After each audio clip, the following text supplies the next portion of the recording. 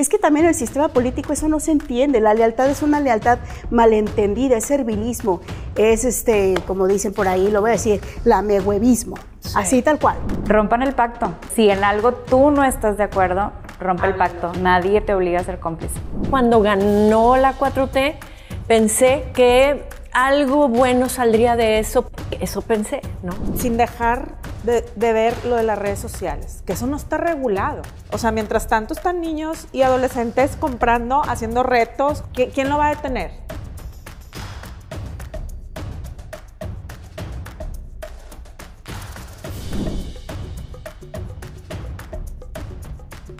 ¿Por qué no atienden ellos el problema? ¿Por qué ellos no combaten la distribución del fentanilo en Estados Unidos? Los carteles de Estados Unidos que se encargan de distribuir el fentanilo y más a fondo. ¿Por qué no atienden a sus jóvenes? El tema de ahorita es la guerra de las drogas, los cárteles, el fentanilo, pero nadie habla de lo principal.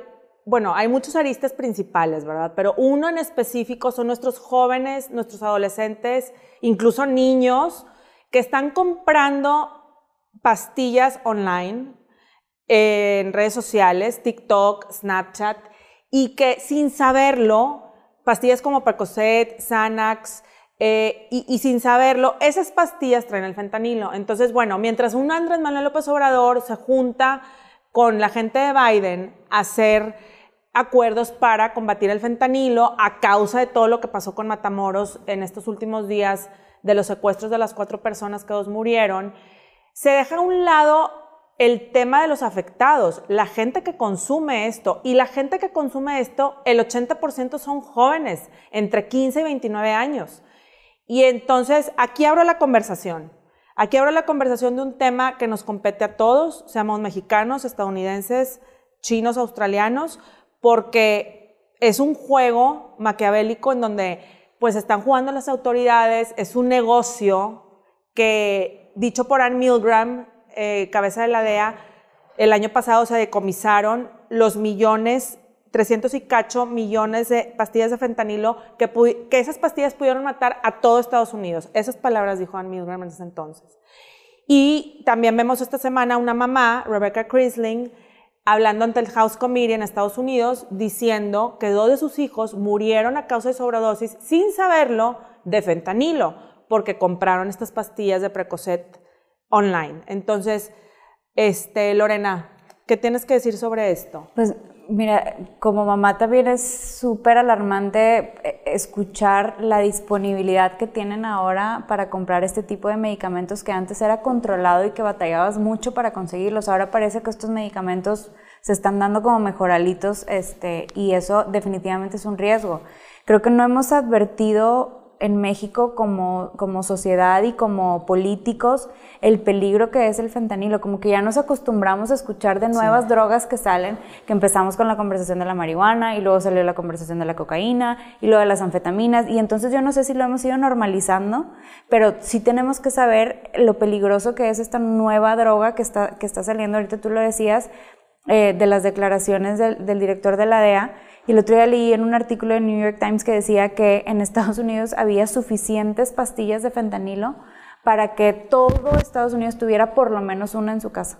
O sea, una por persona. Imagínate. Entonces imagínate, para abastecer a todo el país, y sí, México tiene su cacho de responsabilidad en la parte de la producción de estas drogas, pero definitivamente es un tema internacional o por lo menos binacional que tenemos que hacer, porque esto es una ley de oferta y demanda también, ¿verdad? Hay producción porque hay demanda. Y ahí es donde sí tiene que haber una cooperación internacional a manera de instituciones de cómo combatirlo, pero también las personas tenemos que hacer mucho trabajo en prevención sobre todo de esta droga en específica, por lo peligroso que es desde su primer consumo. ¿Cómo decirle a nuestros jóvenes el peligro, no? Porque también es una etapa cuando eres joven de no escucho, no veo, no oigo a mis papás, ¿no? Entonces, ¿cómo decirle, a ver, lo que estás comprando en Snapchat y TikTok? Es que hay retos. El otro día estaba viendo un reto que se hizo viral en TikTok de grabarte cuando tomabas una pastilla tipo un Xanax o una de esas, te tomabas la pastilla y tenías que grabarte para ver cuánto tiempo resistías a que la pastilla te durmiera. Y son retos que están haciendo, que se están haciendo virales y van y pues de contrabando agarran las pastillas para dormir de sus papás y hacen esos retos como si fuera un juego, cuando es peligrosísimo, o sea, pueden perder la vida. Sí, totalmente. Indira. Hay que hablar de la mal llamada guerra contra el narcotráfico y me voy años hacia atrás. Al menos yo soy de la generación que tuvo que enfrentarse a hablar de drogas, no precisamente por las consecuencias de las drogas, ni por lo atractivas que son las drogas, no solamente las de la clandestinidad, sino las de la industria farmacéutica, porque también hay que decirlo, va para allá, sino hablar en términos políticos, de decisiones políticas. ¿Es un negocio millonario? Sí, pero es un negocio millonario redondo cuando hablamos del enfrentamiento entre Estados Unidos y México, entre las y los políticos, para ver cómo hacemos acuerdos o bien cómo Estados Unidos también provoca e incentiva una guerra. Entonces, parte de esta discusión, sí, claro, tiene que ver con oferta y demanda, pero más tiene que ver con que no se regula un mercado de drogas que ha estado ahí desde siempre. Las drogas existen desde que la vida humana está y desde que entendemos qué hacer con la química. Entonces, parte importante, sí pienso que de la discusión es exactamente cuál es el enfoque que hoy se le quiere dar, porque tal parecería que el fentanilo es un pretexto para crear tensiones políticas y entonces confrontarnos a ver qué hace México. O sea, ¿tú crees que se adrede? Por supuesto, Ajá. Por supuesto. Por eso les pongo en contexto. ¿De parte de Estados Unidos? Por eso les pongo en contexto. Ajá. O sea, al final de cuentas, la guerra también es un negocio millonario. En su momento, Felipe Calderón utilizó a las drogas y a los cárteles para, digamos, hacer acuerdos políticos y hacer acuerdos de negocios, claro. Porque hoy cuando lo vemos en las declaraciones de Genaro García Luna, entendemos perfectamente bien que era un pretexto. Entonces, ¿qué es lo que ha estado pasando también? Que la droga no solamente pasa a Estados Unidos, se queda en México.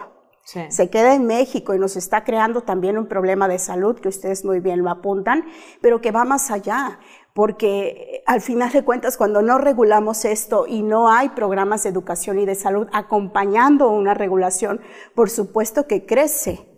Pero parte de la gran responsabilidad es de los mandatarios y de esos acuerdos políticos, porque al final del día la guerra, insisto, siempre ha sido un negocio millonario y hoy necesita pretextos.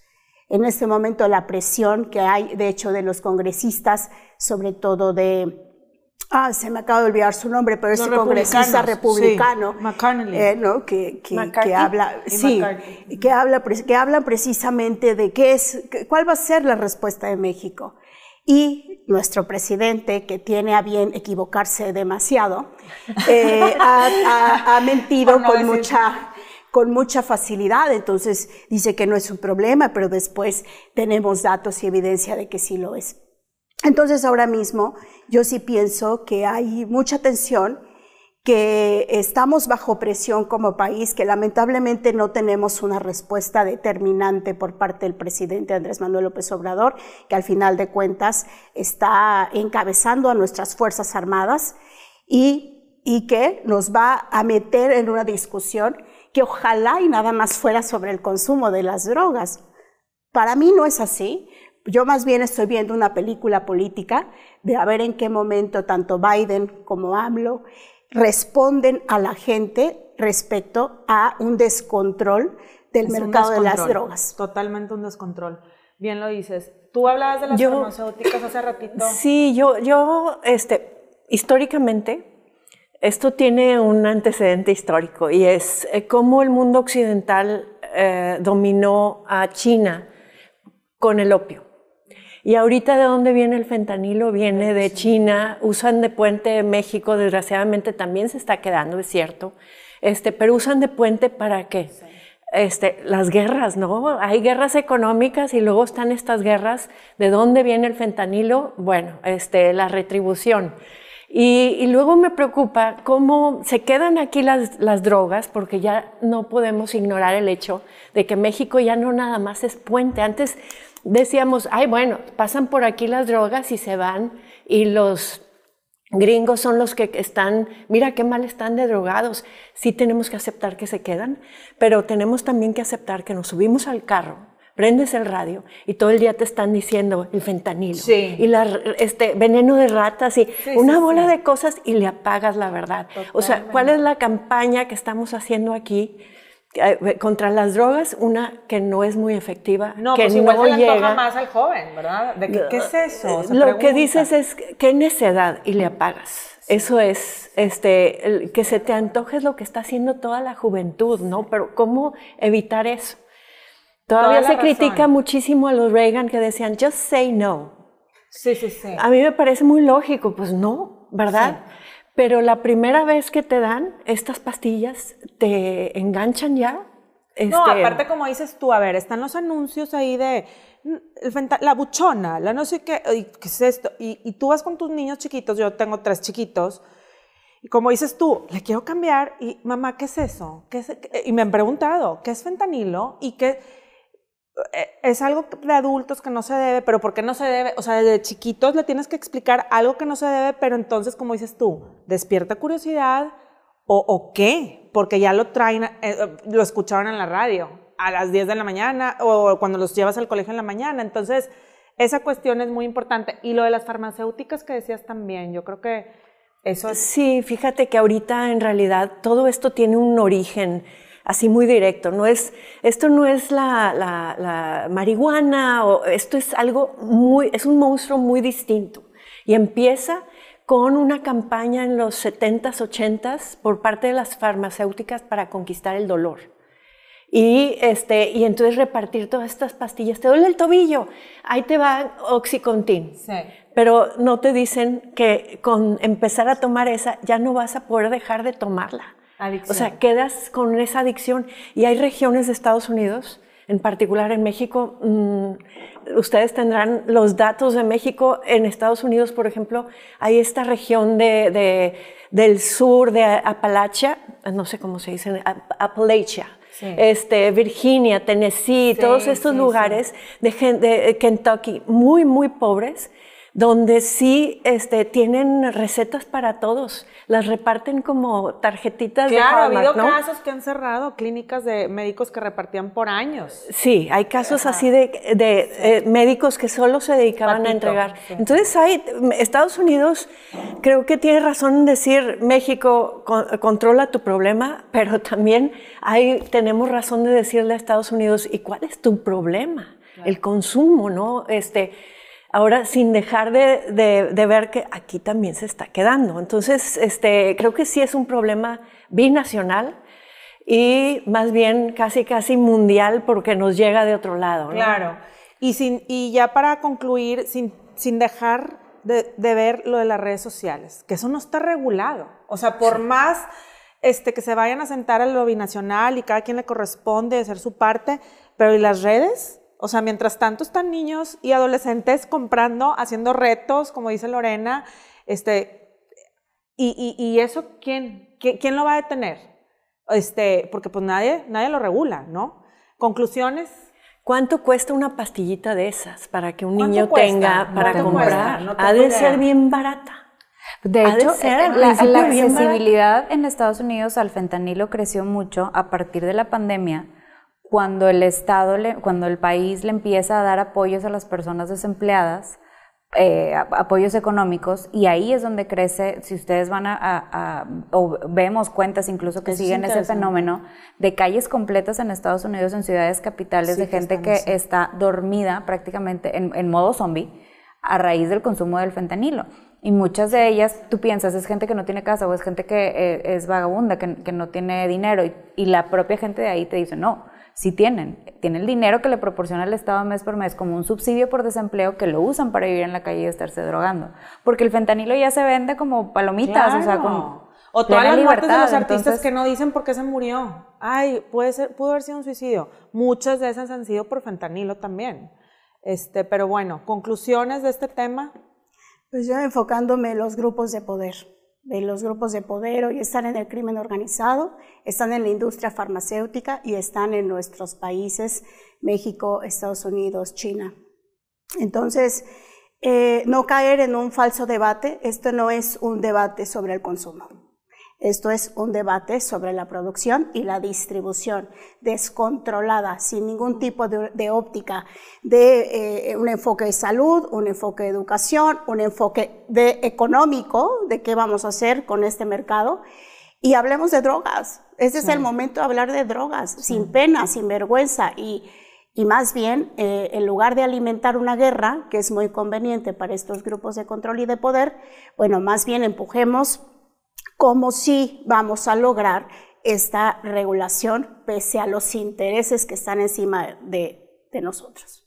Y también ver lo de los cárteles, ¿verdad? Aquí adentro, que muchas veces se protegen y son los mismos cárteles que tienen los deals con la China, ¿verdad? O sea, son los que mueven todo esto. Y estos son los cárteles de acá, pero ¿cuáles son los cárteles de Estados Unidos? ¿A poco no hay cárteles allá? Claro que sí. Entonces, nada más que también ataquen su problema desde... It cuts both ways.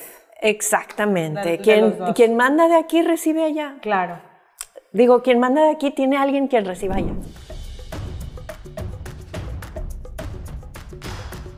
De energía en México lo hacemos todos y hoy tenemos el liderazgo del presidente Andrés Manuel López Obrador, que sin duda tiene un buen rumbo y nos ha llevado a buen puerto en estos momentos tan difíciles y en un gobierno pues con un periodo que no ha sido fácil para la humanidad. No por nada nuestro presidente tiene el apoyo de los mexicanos, no por nada nuestro presidente es de los mejor evaluados a nivel mundial. El día de hoy ocurrió algo histórico en la Ciudad de México. La marcha de a 4 años de la transformación con el presidente Andrés Manuel López Obrador. Bueno, hay dos tipos de mujeres en el país en general, y no hablo nada más de la 4T y oposición, etcétera. Mujeres que sí hablan directo y lo que es lo que es, y mujeres que, como dijo alguna vez Sofía en estos pasados episodios, calladita te ves más bonita, o siguen la corriente. Y sí creo que hay varias mujeres en la 4T que están ahí por estar complaciendo al presidente, al pacto patriarcal. Y estas mujeres las vemos rondeando ahí alrededor.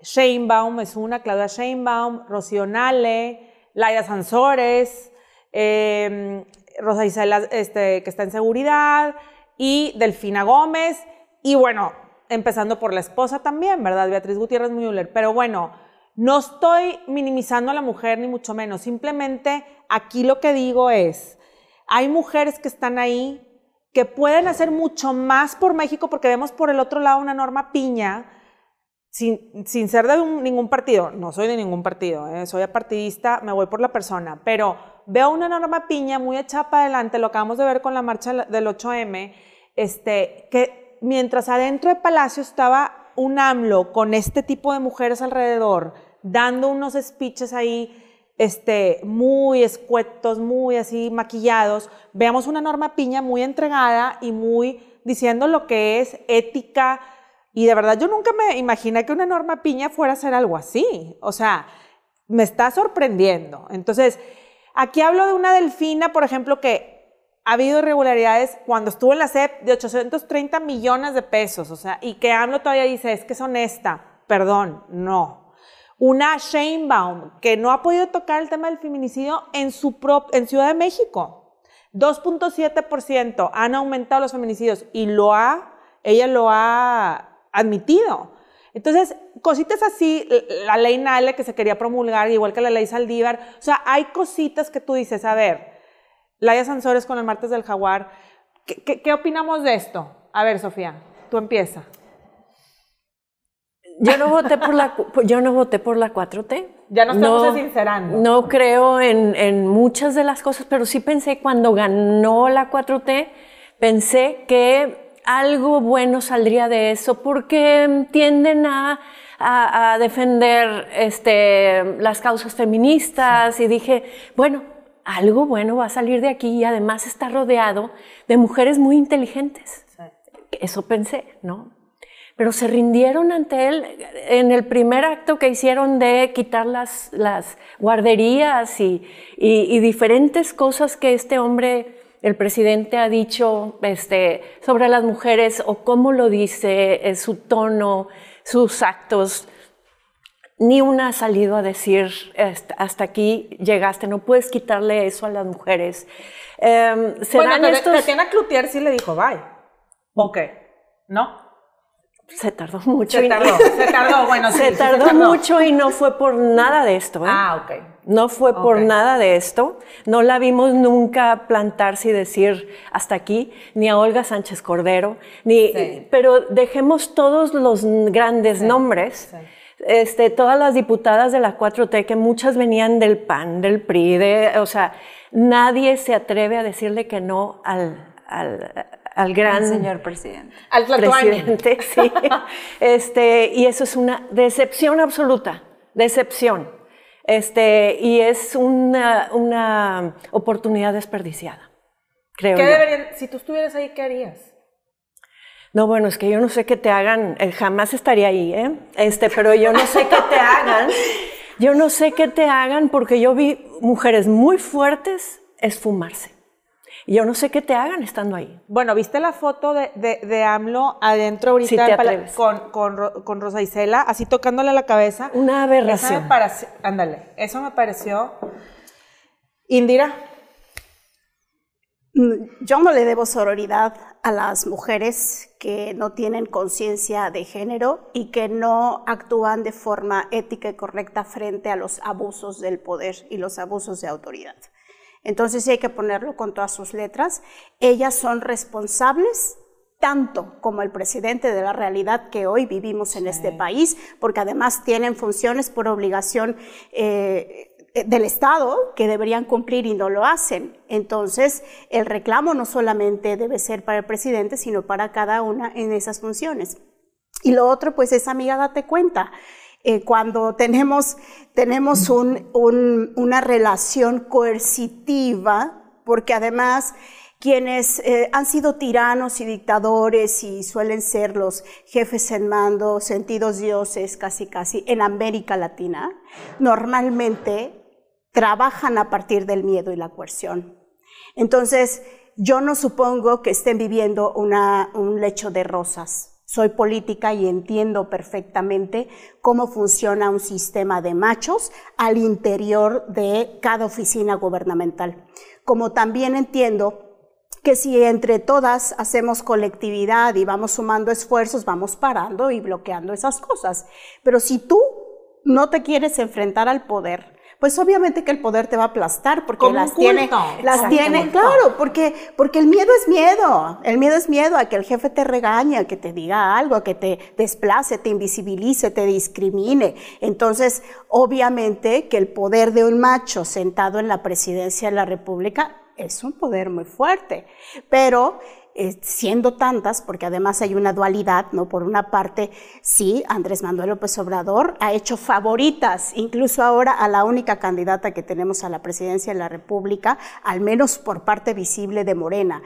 Entonces, por una parte las hace visibles y les da un encargo. Aretes. Rosa Isela así con un arete de oro de AMLO. Es un culto. Pero por otra parte, pues la imagen es esta, la del macho al centro, con tal parece, pues este séquito de mujeres. Entonces, pues yo digo nomás, amiga, date cuenta, a lo mejor puede ser muy tarde, pero nunca es tarde para enfrentarnos al macho. Me encantaría que una se en el arrepintiera, poder. ahorita vamos contigo, Lore, que se arrepintiera y dijera, así como dice Sofía, que vivió ahí adentro, qué pasó, como cuando el culto de Ranier se arrepintieron unas y ya están hablando por todos lados diciendo qué les pasó allá adentro. Me encantaría que de estas mujeres salieran a decir por qué no hicieron nada. A ver, Lore, ¿tú qué? Obviamente lo saben y los que han visto los episodios anteriores saben que no soy muy fan de la 4T. Pero eso no quisiera, o más bien, quiero darles el beneficio de la duda, no en cuanto a su trabajo, que tengo serias críticas hacia su trabajo, sino a su disposición de trabajar con el presidente. Yo me niego a pensar que mujeres de ese nivel y de esa sapiencia estén sometidas al presidente. Me niego a pensar, pero sí, como dice Indira, cabe la posibilidad. Todo indica que algo pasó ahí. ¿Te pondrías aretes de tu jefe? O sea, con la imagen y presumir, así en redes sociales, mira, aquí está. Yo creo que no. ¿Tú sí? No, yo creo que no. Ah, bueno. Pero quiero, o sea, no sé bien cómo argumentar esto, pero para mí es un tema de que ellas también tienen la libertad de apoyar a quien ellas quieran. Porque pero de esa manera. En este país todos somos libres de apoyar a quien nosotros queramos. Pero y la magia el secreto de esta democracia es que todos tengamos esa libertad. Que la comparta o así, no tanto. El problema es que no se ve el conflicto. Y yo siempre he pensado que las mujeres que tenemos poder y nos enfrentamos, digo, como lo he dicho, privilegiadas en el poder. Sí, privilegiadas en el poder.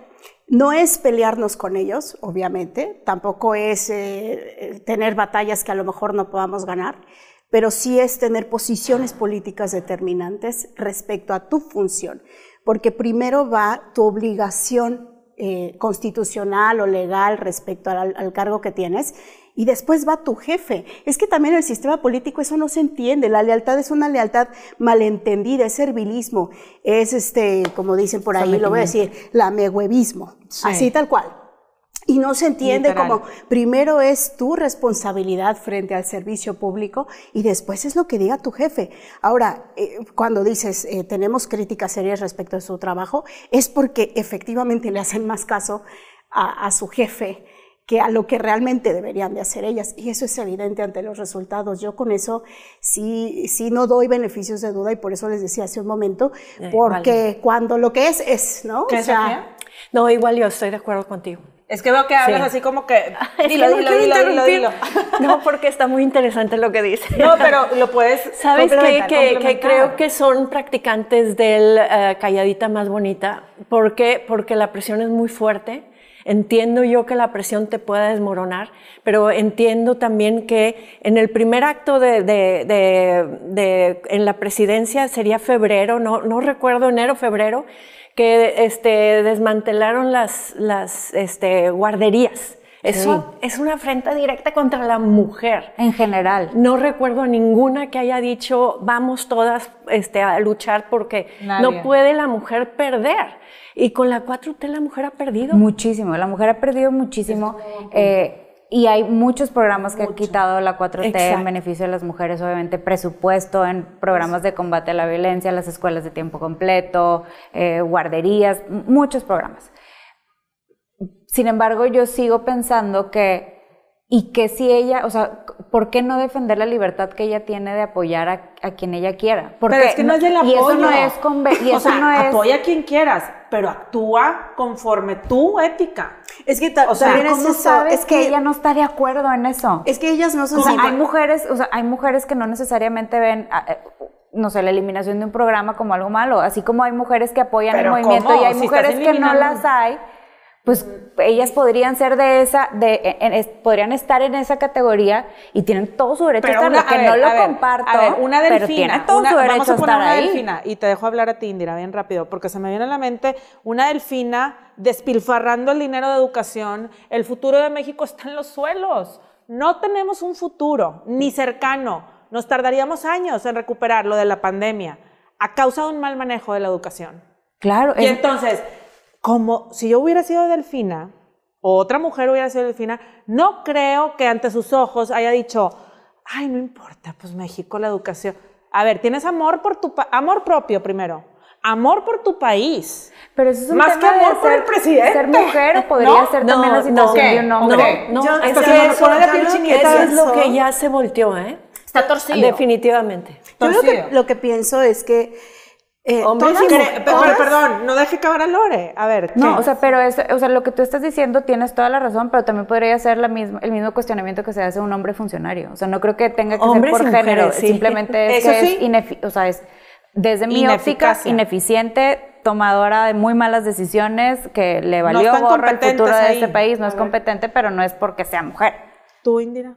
Yo creo que todas tenemos esa libertad del privilegio de tener un cargo. Insisto, no somos simpatizantes, no somos amas de casa, no somos madres cuando estamos en un cargo de lo público. Es decir, la vida pública de un país está en tus decisiones. Imagínate. Y en ese momento te tienes que despersonalizar para no ser simpatizante. Es que en ese momento ni siquiera tu partido, ni tus coordinadores, ni tu mamá, ni tu papá. Nada, te desetiquetas. Nadie. Tienes que despersonalizarte para asumir una responsabilidad que no debe ser por simpatía. Es lo que dice tu reglamento, es lo que dicen las leyes, es lo que dice tu Constitución. Entonces, por eso mismo, yo decía, no, al menos yo personalmente no le debo sororidad a mujeres que no hacen lo que es su función. Ni siquiera es personal. Me pueden caer incluso muy mal o muy bien, pero al final del día los resultados se dan conforme a tu función. Y el problema de estas secretarias y el problema de estas diputadas y de estas senadoras es que atienden a las decisiones del presidente, del señor presidente, no a las funciones que deben de hacer. Para México. Para México, para tu estado, para tu municipio. Entonces, si lo vemos de una manera objetiva, ¿qué es lo que tienen que hacer ellas? Lo que dice el papel. Nada más. Y en eso no están cumpliendo. Y cuando tú ves la parte política, sí ves una atención de sumisión al señor presidente. Sí, pero tú no sientes que todo el grupo alrededor del presidente, o sea hombre o sea mujer, están absolutamente convencidos de la visión del presidente. La comparten. Genuinamente la comparten. No, que está mal. Difiero, o están, yo perdón, difiero. Ya sé que no vas a estar conmigo en lo del florero, pero es que un florero está ahí y están muchos ahí, así como, o sea, estáticos porque, o por conveniencia, o como dice Indira, no están viendo por México, están ahí por estar ahí pegados al poder de un presidente cuasi autoritario. Eso yo lo comparto absolutamente, o sea, están ahí de adornos, no están haciendo lo que según, desde nuestra perspectiva debería ser lo correcto, pero para mí es o sea, como un convencimiento colectivo de una visión de país que yo no comparto y que todos lo llevan al calce en todas las representaciones públicas que tienen, que está mal, sí está mal, pero es como, pues como decías tú, es casi como un culto a una persona, a una ideología, a una forma de trabajar, gobernar y de vivir. Bueno, y todos los cultos acaban que mal. Todos lo comparten. Yo sí pienso que incluso en Morena hay gente que está muy descontenta. Y que muy descontenta, pero sigue ahí. Ese es el tema. El problema es, vamos a romper el pacto patriarcal. Pues sí, ¿y cómo lo rompemos si sigues ahí, amiguita? Totalmente. Sea, ¿cómo le hacemos? Totalmente. ¿Sabes? Y también hay que hablar de las si mujeres que lo hacen el 8 bien, de marzo vas a rendirle culto al presidente para que te quiera. ¿Cómo le hacemos? Quieren que las quiera, ¿no? Pues entonces, no viste la Rosa Isela con la mano así, o sea, Dios mío, es la Tuani. No, y entonces tienes razón. Y mire, y también hay que destacar, porque sí hay gente que hace contrapesos y se pelea y tiene batallas y tiene conflictos. Acabamos de pasar la ley vicaria en la semana pasada ¿qué es la ley vicaria? Tuvimos cuando en un proceso de separación intervienen familiares directamente sobre la patria potestad de los niños y normalmente pues los agresores tienden a querer manipular, violentar a la contraparte a partir de este conflicto. Y lo que hace la ley vicaria es que le da herramientas a las mujeres, porque son las que mayoritariamente tienen estos casos para que se defiendan frente a un agresor que entra en esos términos de secuestro, de retención de los menores, ¿no? Bueno, lo dejo ahí aparte. Las senadoras del grupo, de uno de los grupos que hacen contención para la mayoría, hacen también su trabajo. Entonces, en la contraparte, cuando yo veo a ellas plantarse y decir, pues lo siento mucho, a cómo piensen los hombres aquí en Morena, es cuando entonces le doy valor a ese contrapeso y una rebeldía real. No cuando lo que usted diga, señor presidente. Yo creo que la valentía de esas mujeres es enfrentarse porque además frente a los hombres del poder, lo digo con todas sus letras, todos son machos. Y es que nuestros compañeros tienen que entender eso. Imagínate, eres macho y luego eres presidente.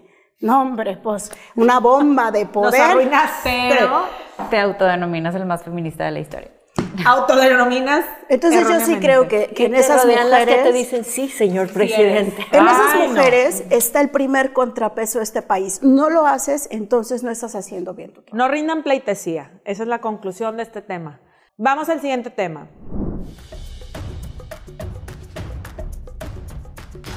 Do you remember that moment where I could have just said, let her run with that story, I'm just not going to say anything, and it would have died away, you know? But I just couldn't.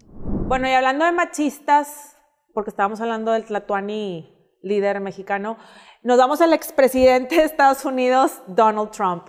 Un machista que ha sido desde que antes de ganar la presidencia, ganando la presidencia y ahorita que se quiere lanzar al 2024. En el sitio de este TMZ en su momento dijo sobre las mujeres, grab them by the voló por todos lados, lo dejaron pasar. Se me hace impresionante que dejen pasar algo así de un presidente. Pero bueno, parece que el karma lo está alcanzando, porque ahorita ya en estos días va a estar ante un jurado en Manhattan por el caso de Stormy Daniels, que es esta actriz con la que supuestamente utilizó hush money, o sea, un dinero para que callara sobre lo que pasó con ella. Tiene que ver también con los pee tapes y todo esto, que hubo unos pee tapes, literal de pee, que están por ahí, que en donde Donald Trump también en Rusia. Es todo un melange de sexo, política y dinero que vende muchísimo en Estados Unidos, agregándole lo de Fox News con Tucker Carlson. Entonces, lo de Fox News también desató una oleada de cosas estas semanas, en donde hasta Murdoch salió ahí a decir que pues sí, habían hecho ahí varias cosas para la contienda en Estados Unidos en la época de Trump. Entonces, bueno, abramos tema con esto. Tú, Indira, ¿qué onda? Yo me acuerdo mucho de la historia de Alicia Machado, se llama la ex Miss Universo venezolana.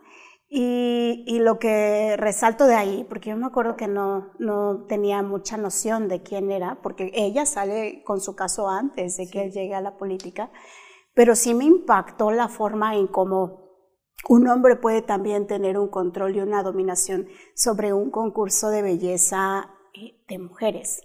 Y porque era el dueño. Sí. Era el dueño, ¿verdad? En ese entonces. Bueno, y hablamos de eso, ¿no? El jefe, el dueño, el líder, el mero.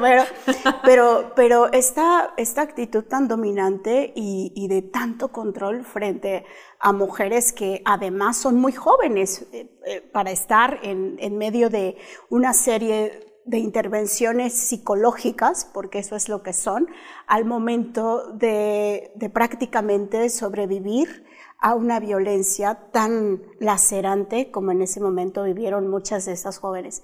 Entonces a mí eso me dijo mucho de quién es Donald Trump frente a sus decisiones y frente a las mujeres. Alguien que es capaz de lastimar de esa manera. Obviamente que como el machismo no es gripa y la misoginia tampoco no se cura ni con fentanilo. Hablando de pues sí, creo que los rasgos de su personalidad han sido así. Hay más testimonios sobre esto también cuando es presidente y hoy está envuelto en su propio acumular de escándalos. Y con esas acusaciones. Bueno, hasta una escritora, ¿no? J.A. Carroll también lo acusó de violación y no procedió. No, hay cosas, es que tiene muchos frentes abiertos, sí. Sigue lo de J.A. Carroll. Sí, de la acusación que le hace de haberla violado allá en los 80. Sí, está abierta todavía. Está abierta y avanza. Lo que pasa es que es demasiado. Nadie puede seguirle. ¿Qué opinas? Yo, a mí me llama mucho la atención las similitudes que hay entre ambos presidentes, son amigos, no por política, sí, porque han sabido seguir una manera de dominar su entorno y cómo han desatado todas estas cosas, sobre todo en Estados Unidos, estas todas estas actitudes que se habían ido metiendo al closet poco a poco, ¿no? Y que les dio la llave, y yo pienso y ahora... brotó una cantidad de machistas, misóginos. Exacto, y mujeres que lo permiten, ¿no? En aras de la religión, y, o sea, aquí hay una cuestión de política, religión tremenda, ahora están siguiendo a un líder mesiánico. Esto es lo que es el que, y lo dijo, yo solo puedo arreglar esto, nada más etcétera, y convenció a todo el mundo, y me impresiona la fórmula con la que se ha manejado, que es el enemigo en común, ¿no? Esta es una fórmula que viene súper clara desde los nazis o desde antes, pero los nazis la perfeccionaron en las redes. Ahora me da muchísimo gusto que tenga tantas evidencias en contra. La semana que viene ya veremos a ver hasta dónde llegan. Se van tardando muchísimo, pero sí da gusto ver que estén tratando de hacer algo, a pesar de que sigue teniendo un gran dominio sobre ese país. Donald Trump no se ha ido a ningún lado. Pero parece que dominio sobre su familia ya no. Porque vamos ahorita con el tema de Ivanka, que también se empieza a deslindar cuando siempre protegió a su papá. Una Ivanka siempre fue una mujer en donde callaba Jared Kushner, ahí estaba su esposo junto a Trump, y ella, pues, beneficio de la duda o no, callaba. Pero ahorita legalmente ya estás diciendo como, ya no te voy a tapar, papá. Ya dio una declaración en que el Trump Organization pudo haber vivido fraude a causa de Trump y sus hermanos. ¿Tú qué opinas de esto, Lorena? Pues es una mujer que, como decimos, está rompiendo el pacto. Creo que cada vez más nos damos cuenta las mujeres de que lazos familiares o de amistades no te obligan a ser cómplice. Lo platicábamos en el programa de la semana pasada, y creo que ella hábilmente está tomando una decisión de ella misma, cuidarse a ella muy por encima del papá. Desde mi punto de vista lo hace bien, o sea, para su interés propio, porque sabe lo que podría. Creo que también es una mujer muy inteligente, ¿verdad? Es una mujer que sí teniendo el respaldo del apellido de su padre, pero ella también ha hecho sus cosas por su propio camino, y es una mujer de negocio. Algo debe de saber que está mal, y dice, este es el momento en el que yo puedo empezar a abrir la ventana para yo agarrar aire. Pero es muy tarde, ¿o por qué lo hizo hasta ahorita? Yo sí me pregunto esa parte. Yo creo que la pescaron. ¿Sí? Sí. Como que ya vio el... En Estados Unidos se manejan mucho así de danos leña para que alguien más arda, ¿no? O te quemas tú también, ¿no? Y ella dice, como dices tú, Lore, sí, o sea, ahí te va todo lo que yo pueda, pero tengo que salvar lo propio, ¿no? La familia, pero estaban muy metidos en todo lo que sucedía en esa presidencia, y desde antes, ¿no? Pero en la presidencia, Jared e Ivanka estuvieron en todo. Y desde aquí tenemos las empresas. Que estar vigilando mucho ese tema, porque él quiere volver a ser candidato, y el próximo año México y Estados Unidos vamos a coincidir en temporada electoral. Ay, no, por favor, dos machistas en el poder, Entonces, no. imagínate, imagínate lo que va a hacer. O una florero. La narrativa, la conversación, lo que vamos a escuchar, los argumentos, la invitación a la polarización. O sea, sí son temas que desde aquí, o sea, podemos ver que, el drama familiar de los Trump allá a mí no me afecta, pero aquí en el 24 lo vamos a ver. Tienen el mismo playbook estas dos personas, y lo he dicho yo en varios de mis editoriales, son presidentes yo-yo, de ego, de verse al espejo, espejito, espejito, yo, así. Y el mismo playbook de las mujeres que lo rodean, de todo eso, del Mesías. O sea, de un enemigo en común. Mucho, acá hablo también, pero pues aquí sí la cuestión en que ya las mujeres lo están, bueno, Stormy Daniels lleva todo este tiempo, la actriz de porno, tratando de que se haga esto. O sea, desde que empezó su presidencia, Stormy Daniels levantó la mano y no se le hacía caso, y ahorita hasta después de tantos años se le está por fin. Pero ¿no les llama la atención el respaldo que puede tener alguien que es sabido que es un agresor? Claro. Y aún así hay millones de personas que deciden sí. ¿Hasta dónde somos culpables como sociedad? ¿Cómo somos culpables? Pero ¿cómo no le damos importancia a la agresión a las mujeres? Porque es como, pues sí, agredió a una mujer, o sí, la violó, sí, se refiere a ellas Pues mal, pero como quiera, puedo exageró. votar por él porque sí confío en él. Es que, ¿quién es el Dios? Es el algoritmo, ¿no? Y a dónde se ha metido toda esta gente a este hoyo del algoritmo, y finalmente el algoritmo es el que te va indicando qué pensar.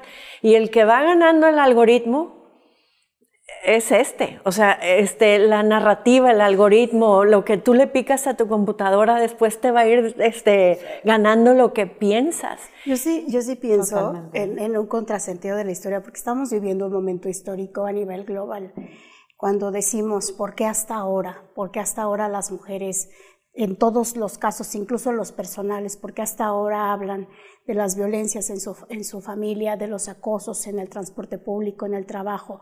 Porque hasta ahora sabemos estos casi secretos cerrados para una sociedad que está cada vez más en esta comunión de que el mundo que viene no puede estar afectando tanto al 50% de la población. Y yo, más que hacerme esa pregunta de por qué hasta ahora, sí pienso, y por eso también mi crítica expresa a las mujeres en el poder, es porque a nosotras nos va a tocar cobrar facturas de cosas que ni siquiera hicimos, pero este mundo que viene va ahora sí que a hacer la revolución a partir de las mujeres. Son las mujeres las que también en México han estado poniendo cada vez más altos y barreras a las decisiones del presidente, porque nos defendemos a como podemos. Sí. Y no lo digo en metáfora de las vallas, no, lo digo en la vida real. Entonces también son las mujeres las que hoy le ponen el pie en el cuello a Donald Trump. Veámoslo como parte de un proceso histórico por la que los hombres van a tener que pasar, y entonces van a tener que responder, porque al final de cuentas esas voces silenciadas, por los motivos que sean, están hablando, y hoy, en este momento histórico, no en el de ayer, están siendo cada vez más consideradas. Pero ¿cuánto han retrocedido las mujeres en Estados Unidos en nada más desde Donald Trump para acá? Es que se han hecho muy extremistas. Y ahora resulta que están retrocediendo muchísimo en todos los derechos de las mujeres en Estados Unidos, cuando apenas estamos hablando ahora mundialmente, ¿no? Nos estamos comunicando las mujeres, parecen retroceder en Estados Unidos bastante. Y sí, son las mujeres las que, Stormy Daniels o Ivanka también tendría el poder de ponerle el pie en el cuello al papá, las que ahorita parecen ser las que están levantando las voces, pero al mismo tiempo en muchos estados las mujeres están retrocediendo en Estados Unidos. Hay un choque de fuerzas, ¿no? De hecho lo veíamos también en los países orientales, como entre más han participado las mujeres, más hay represión. Veamos lo que sucedió en Irán, con estos abusos de Digo, yo creo poder, que es parte de lo que dices tú, del reacomodo. O sea, nos va a tocar vivir esa parte también, porque es como una revolución. En una revolución no va a haber sangre física, digo, espero, pero hay una sangre estoy hablando de una sangre como heridas. Heridas en la sociedad. Nos va a tocar ser las punching bags de muchas cosas, pero no por eso vamos a quedarnos calladas, ¿no? ¿Conclusiones? Pues sí hay sangre, hay sangre todos los días, y la sangre es de mujer. Sí. En muchos sentidos. Qué fuerte. Sí, es cierto. Los dejamos pensando. Bueno, pues la revolución es nuestra, y todos los hombres machos en el poder van a tener que transitar por aquí. Esa es la actitud. Ni modo. La que soporte. Lore, ¿tú? Rompan el pacto en donde estén. Si desde cualquier trinchera, eso es bien importante. Si no es tienes tu que estar papá, en no sé dónde. Tu abuelo, tu jefe, tu compañero de trabajo, tu esposo, tu presidente. Si en algo tú no estás de acuerdo, rompe el pacto. Nadie te obliga a ser cómplice. Totalmente. Gracias.